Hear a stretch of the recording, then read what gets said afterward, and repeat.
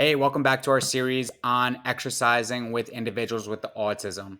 Right now, I want to focus on shaping procedures, right? And how to shape a walking exercise into a running exercise. And running is an obtainable goal for your child dependent with autism, right? A lot of people think it's not practical, it's not possible, but it is possible, right? I've worked with many clients who have a great deal of difficulties, and we go out on runs. I have one client that we worked up to running 5K races together, and it wasn't easy. It took a long time to develop this behavior, but now 2 years later, he's totally capable of running 5K races. And it was such an incredible achievement. And his parents were so proud of him. And it really was just a great experience, right? So let's talk about we've started getting our child outside. We've started walking, right? Maybe we're walking 3, 4, 5 blocks, coming home.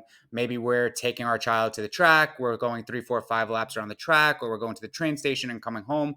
Whatever it may be, we've used our pre-MAC principles that we talked about. We've isolated reinforcement specific for this exercise to make exercising really reinforcing. And now we're ready to bring it to the next level, right? We're ready to go out on a run, right? And again, this is not going to be immediate. We're immediately not going on a 5 block run. We are going to start with small approximations of what a run is, right? We're shaping that walk into now a running exercise. And again, we still want this to be a really positive experience. So we are not going to overwhelm this individual. We are not going out for a 2 mile run right off the bat. This is going to be such a quick run, and then we're going to expand it, right? And the way that I've found is the most beneficial way to do this is in a sort of backwards chaining, you might hear it referred to approach. But let's explain what that is, right? So we have our individual, we're going out, let's just say a 5 block walk, and we're coming home. Now, on the way home, when we're about to gain that reinforcement, we might be 20 steps away from the door, right? And I'm going to have this individual just run to the door. That's all it's going to take. It's very easy, 20 steps, no problem. And then as soon as we get inside, bang, immediately you get that reinforcement that we have isolated just for exercising. And now they get that reinforcement, right? Maybe I'll do that for an entire week. And if everything goes great, fantastic. Now we're going to expand a little more. Maybe we go on our walk, and on our way back, we're 40 steps now away from the doorway. Let's run those 40 steps. Fantastic, amazing, so good. You just ran 40 steps. Oh, awesome. You get that immediate reinforcement. Fantastic. And now we're just continuing to expand that successive approximation. And again, take this so slow.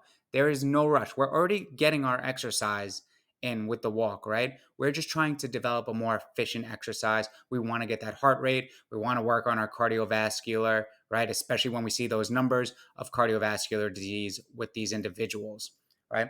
So we're successive approximations and a backward chaining method, right? Again, the lingo doesn't matter, right? But we're turning this walk into a run, and we're starting near the end, right?